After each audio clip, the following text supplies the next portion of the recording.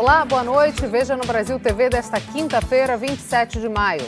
Começa a triagem dos passageiros que desembarcam no aeroporto de Congonhas. As medidas sanitárias tentam conter a disseminação do coronavírus. O Instituto Butantan retoma a produção da Coronavac. Um estudo da Universidade Federal de Minas mostra que mulheres infectadas pelo coronavírus durante a gestação passaram anticorpos para os bebês. E ainda, luto no samba. Morre no Rio de Janeiro o cantor e compositor Nelson Sargento, presidente de honra da Mangueira. É agora no Brasil TV.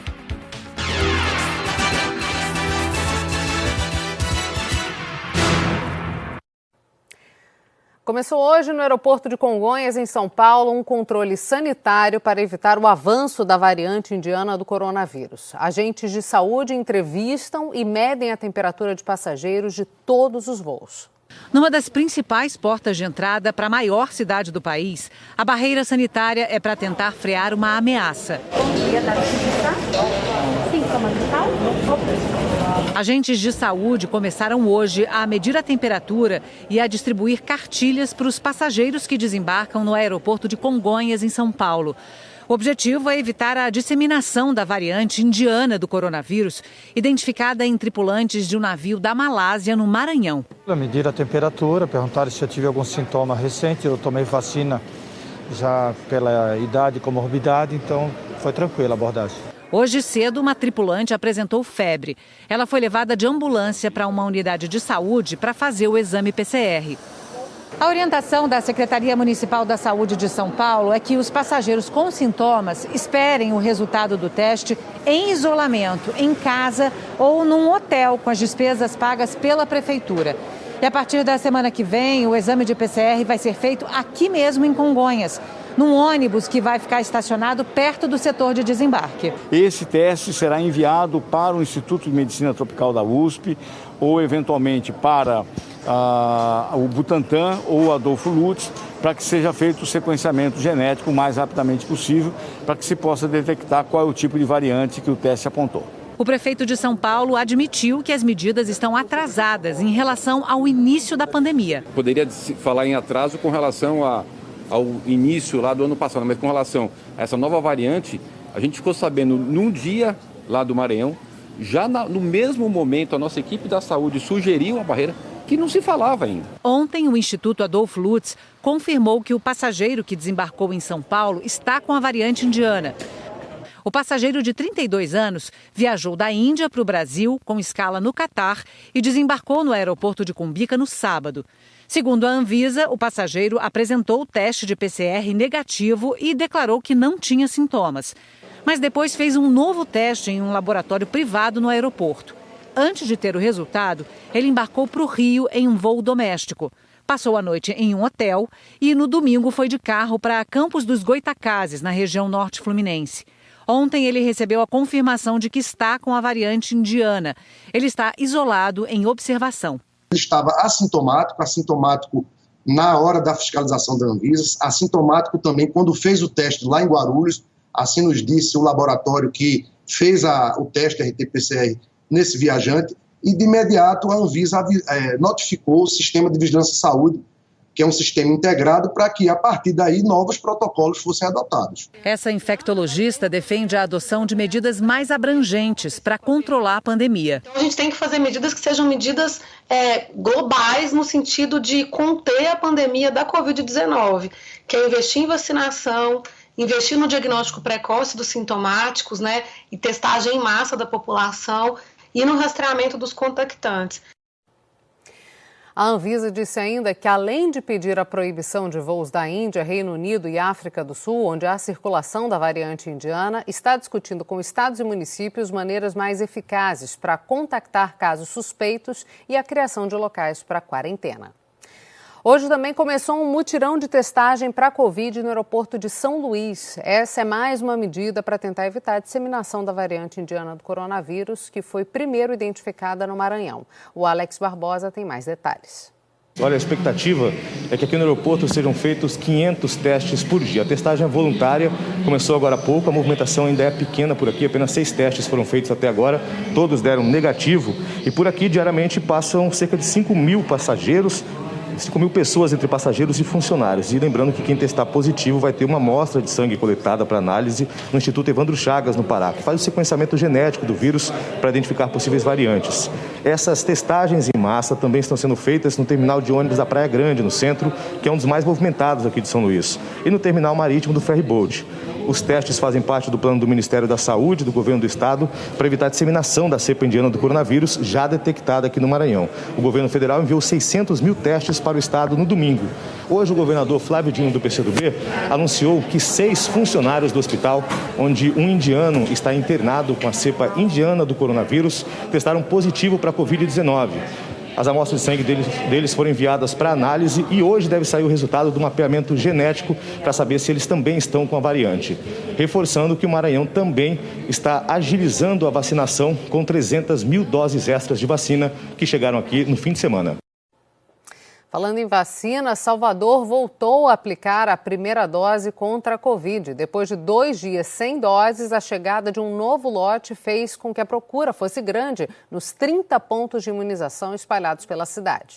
Após uma suspensão no início dessa semana, foi retomada hoje a aplicação da primeira dose da vacina contra a Covid-19 em Salvador.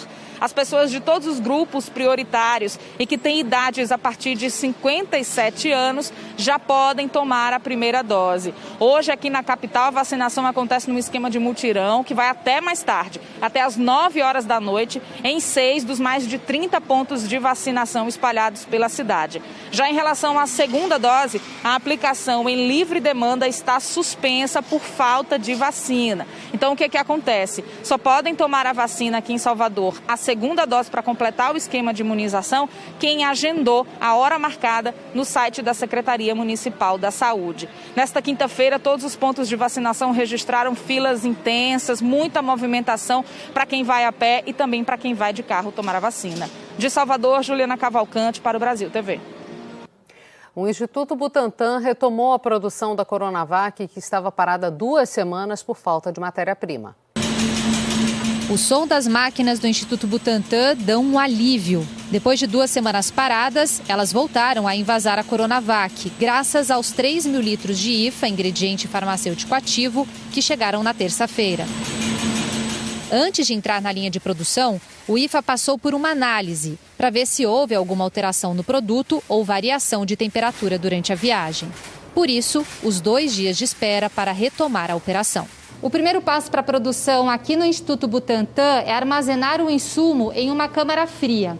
Esse procedimento é necessário para que a matéria-prima seja mantida na temperatura e na qualidade ideal, até ser levada para uma outra sala ali e ser colocada no frasco. Durante o processo de invase, os frascos ou as ampolas da vacina são esterilizados para então receberem o insumo. Na sequência, as vacinas são enviadas para essa outra sala, onde elas vão passar pela primeira verificação e depois o encaminhamento para o armazenamento dos lotes. Os 3 mil litros de IFA que chegaram serão transformados em 5 milhões de doses da Coronavac. A entrega para o Ministério da Saúde ainda vai levar um tempo, pelo menos 15 dias. Esse é o prazo mínimo para todo o processo. O processo produtivo, ele é rápido, né? A partir do momento da liberação do IFA, porém, após o término da produção, esse lote é submetido ao controle de qualidade, né? É submetido a testes que requer um tempo maior para que o lote seja aprovado. Desde que o Butantan parou de fabricar as vacinas, no dia 14 de maio, o Brasil só atingiu a meta de vacinar 1 milhão de pessoas por dia uma vez, na quinta-feira da semana passada. Até agora, o país atingiu essa meta em 14 dias. A Fiocruz, que está produzindo a vacina da Oxford AstraZeneca no Rio, também chegou a parar a produção na quinta-feira passada. Mas com a chegada do IFA no sábado, retomou os trabalhos na terça-feira. A fundação afirma que tem agora matéria-prima suficiente para produzir 12 milhões de doses, que serão entregues até o dia 3 de julho. Com sobrecarga no sistema de saúde, as 2 maiores cidades do Nordeste paulista entraram hoje em lockdown. Ao todo, 23 cidades desta região adotaram regras mais duras para tentar frear o avanço da Covid-19. Com as medidas mais restritivas que vão até a próxima segunda-feira, o centro de Ribeirão Preto ficou vazio. todo o comércio está fechado. Shoppings, lojas de materiais para a construção e oficinas mecânicas. Supermercados podem funcionar com drive-thru e delivery. Restaurantes só por entrega. O transporte público está suspenso e os terminais de ônibus vazios. O seu Maurício lamenta ver a cidade mais uma vez obrigada ao recolhimento, mas entende que a situação é grave. A gente tem dó também dos comerciantes, porque eles estão quebrando, né? Mas precisa, né? Não tem como, né? O agravamento da pandemia também levou Franca a medidas mais rigorosas. Só que lá, as restrições no comércio e nos serviços vão até o dia 10 de junho. Além de Ribeirão Preto e Franca, outras 10 cidades da região estão em lockdown. Bebedouro, Taiúva, Viradouro, Altinópolis, Batatais, Ipuã, Patrocínio Paulista, Restinga, Itirapuã e São José da Bela Vista. E outras 11 cidades adotaram medidas mais restritivas. As regiões de Franca e Barretos estão há mais de um mês com mais de 90% dos leitos de UTI ocupados. Aqui em Ribeirão Preto, a situação é ainda pior, 95% de ocupação. Dos 11 hospitais da cidade, entre públicos e privados, 6 já não têm mais nenhuma vaga nas unidades de terapia intensiva. O secretário da Saúde de Ribeirão diz que a medida foi inevitável. A medida de fechamento, de restrição, de lockdown, é uma medida drástica e a própria Organização Mundial de Saúde ela recomenda fazer esse tipo de medida quando a gente está numa situação crítica, próximo aí a acabar os recursos que a gente tem, né, ou pelo cansaço da equipe de saúde. É uma medida que não é para curar, não é curativa. Em Caruaru, no agreste de Pernambuco, a preocupação também é com a situação dos hospitais, a mais grave desde o início da pandemia. Não há mais vagas de UTI nos hospitais da região. Com certeza você já ouviu nesses últimos dias que os hospitais estão lotados. Isso significa que não tem nenhum espaço na UTI para as pessoas que precisam dessas vagas. No hospital da Unimed, 100% de ocupação. No Hospital Santa Efigênia, também. O presidente da Associação dos Hospitais Particulares mostra que está crescendo o número de pessoas contaminadas a cada semana nas unidades privadas. A real situação dos hospitais daqui da cidade, como dos hospitais do estado de Pernambuco, é de calamidade.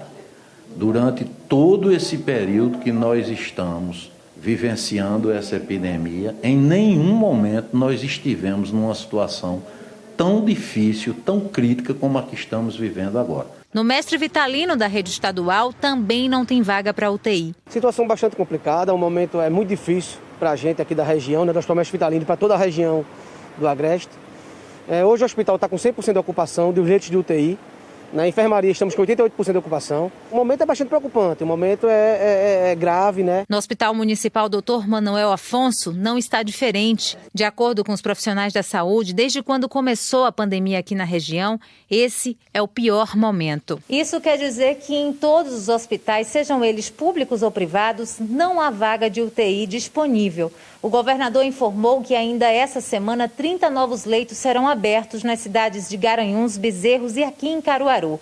Até agora, 10 desses leitos já foram criados, 6 em Bezerros e 4 aqui em Caruaru. A criação de novos leitos ajuda a desafogar a fila de espera, mas não resolve o problema. Os nossos sistemas já estão sobrecarregados, estamos praticamente trabalhando a nossa capacidade máxima. Hoje, Pernambuco tem mais de 350 pacientes na fila de espera por um leito de UTI. E por mais que tenhamos organizado toda a nossa rede de atenção pré-hospitalar, que são nossas UPAs, nossas equipes do SAMU, das UTIs móveis, também implantando o Hospital de Retaguarda, como o Hospital Manuel Afonso, implantando os leitos de UTI, nós não vamos dar conta se essa demanda continuar aumentando desse jeito. Bom, a notícia boa é que uma pesquisa da Universidade Federal de Minas Gerais, que utiliza o teste do pezinho, descobriu que mais de 70 bebês nasceram com anticorpos contra a Covid-19.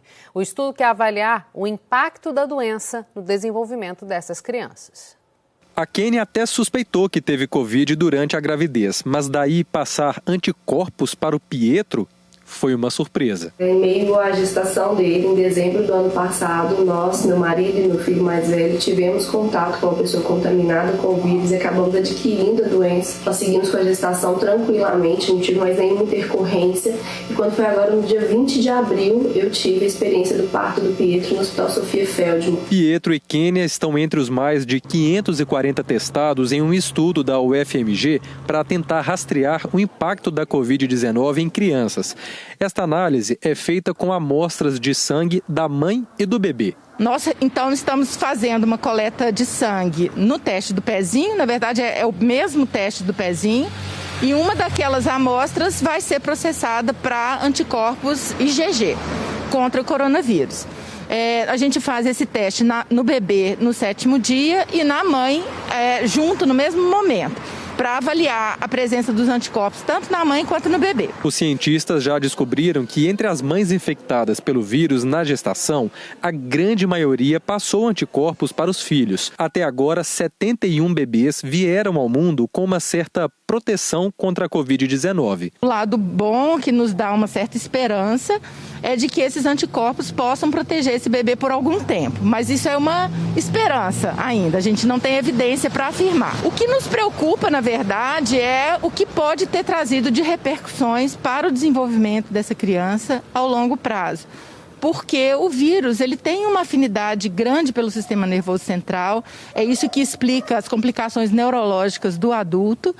E como a gestação é um período muito crítico, muito sensível para esse desenvolvimento neurológico do bebê, nós temos uma preocupação de que essa infecção durante a gravidez possa trazer repercussões negativas ao longo prazo para essa criança. As amostras são coletadas em 250 postos de 5 cidades: Contagem e Nova Lima, na Grande BH, Itabirito, na região central, Ipatinga, no Vale do Aço, e Uberlândia, no Triângulo Mineiro.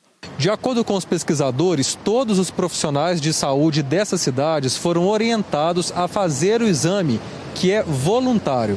As mães precisam ser informadas de que há uma pesquisa em andamento e devem assinar um documento com autorização de participação, até porque as crianças vão ser acompanhadas pelos especialistas até os 2 anos de idade.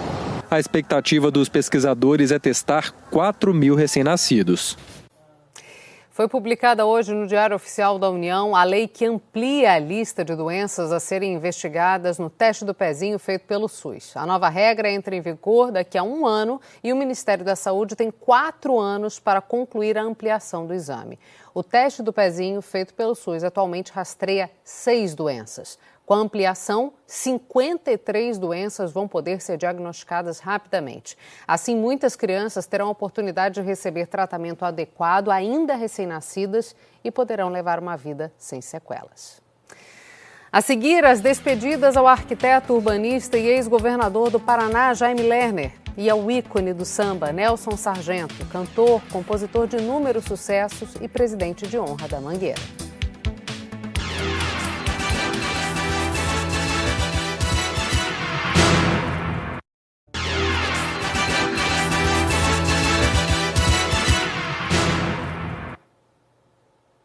Brasil TV de volta e a gente fala da terceira fase da Operação Gênesis do Ministério Público do Ceará, que investiga uma organização criminosa com participação de policiais. O Alessandro Torres tem as informações. Equipes do Ministério Público do Ceará saíram às ruas hoje para cumprir 26 mandados de prisão preventiva e também de busca e apreensão em Fortaleza e Caucaia, na região metropolitana, e em Aracati, no litoral leste. Entre os presos, policiais militares da Ativa. Segundo a investigação aqui do Ministério Público do Ceará, os PMs presos fazem parte de uma organização criminosa formada por integrantes de facções. Na operação de hoje, os agentes também apreenderam celulares e tablets. Essa organização criminosa é investigada por tráfico de drogas, homicídio, corrupção ativa e lavagem de dinheiro. Segundo o Ministério Público, os policiais agiam omitindo ou até ajudando o trabalho dos criminosos, dos traficantes de drogas. Essa é a terceira fase da chamada Operação Gênesis. Nas outras 2 fases, 33 pessoas foram presas e, entre elas, outros policiais militares e também policiais civis da Ativa. Alessandro Torres para o Brasil TV. Morreu hoje o arquiteto, urbanista, ex-governador do Paraná e ex-prefeito de Curitiba, Jaime Lerner. O corpo dele foi enterrado agora à tarde em Curitiba. A Ana Zimmermann tem as informações. O velório de Jaime Lerner foi restrito à família e amigos. Ele tinha 83 anos e morreu por complicações de doença renal crônica. Ele vinha fazendo hemodiálise e estava internado em Curitiba, depois de apresentar febre na semana passada.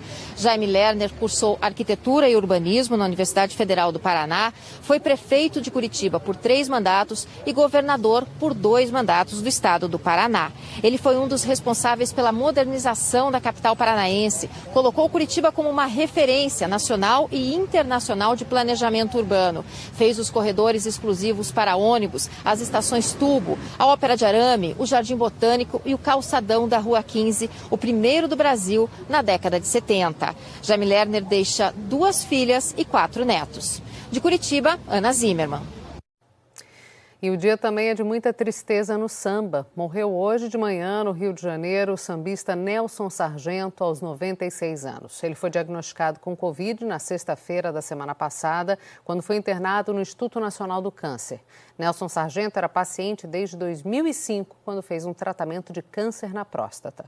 Fim de semana você deixa a companheira e no bar com os amigos bebe bem a noite inteira. 17 irmãos, negro, pobre, favelado. Se é difícil hoje, imagina quase 100 anos atrás. Batuí tétrico, prato finambulu.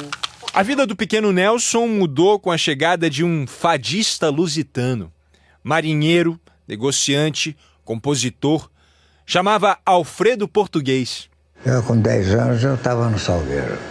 Minha mãe foi para Mangueira e juntou-se lá com um português mesmo, de Portugal. E quem frequentava a casa? Cartola, Carlos Cachaça, Geraldo Pereira, Gradinho, Babaú. Quer dizer, a nata dos compositores da Mangueira daquela época. Se o operário soubesse reconhecer o valor que tem seu dia. Com Alfredo Português e Jamelão, compôs um samba que é considerado por críticos como um dos melhores sambas da Mangueira e um dos mais bonitos da história do carnaval. Ó primavera adorada, inspiradora de amores. O samba era muito bom, mas a grana era muito curta. Como todo bom malandro, Nelson também ganhava a vida trabalhando. E ganho muito pouco, por isso eu vivo sempre atrapalhado. Foi pintor e sargento do Exército. O sargento número 66, Nelson Matos, transpôs o portão das armas sobraçando um violão. Fica repreendido. Eu servi de 45 a 49. Você vê o que era o violão na época. Na década de 60, Sargento fez parte do grupo A Voz do Morro e do musical Rosas de Ouro. E Nelson Sargento da Mangueira. Ao lado de Elton Medeiros, Araci Cortes, Clementina de Jesus e Paulinho da Viola. Rosa de ouro, que tesouro, essa rosa guardada no meu peito. Na década de 70, teve canções gravadas por grandes nomes da MPB. Uma delas se tornaria hino de resistência do samba. Samba, agoniza, mas não morre. Levantando poeira, gente. Eu me reporto ao tempo que o samba era perseguido pela polícia. Era coisa de malandro. Mas ele nunca entregou os pontos. Compositor de letras rebuscadas e elegantes. Borboleta esvoaçando em fundo azul. Mas também de canções alegres e espirituosas. Era um frasista habilidoso. O nosso amor é tão bonito, ela finge que me ama e eu finge que acredito. Além de compor, também escrevia e pintava. E o primeiro que eu vendi foi Paulinho da Viola. Isso em 1973. Em 2002, ganhou o Kikito, maior prêmio do cinema brasileiro, pela trilha sonora do documentário Nelson Sargento no Morro da Mangueira. Apesar da idade avançada, desfilou nos carnavais recentes e marcantes da Mangueira. Foi José, pai de Jesus, no carnaval de 2020, o último antes da pandemia. Se não fosse a Covid, aliás, certamente estaria cumprindo agendas de shows por aí. Em 2019, fez uma turnê para comemorar os 95 anos. Teve show até no Japão. Nelson Matos parte hoje aos 96 anos. Deixa 6 filhos, 20 netos e 30 bisnetos. O sargento do samba, patente altíssima da nossa música, deixa um legado de alegria, bom humor e beleza. Obrigado, muito obrigado. Espero vê-los novamente outra vez. Nós é que agradecemos. O Brasil TV fica por aqui. Outras notícias logo mais no Jornal Nacional, às 20h30 da noite, horário de Brasília. Até mais.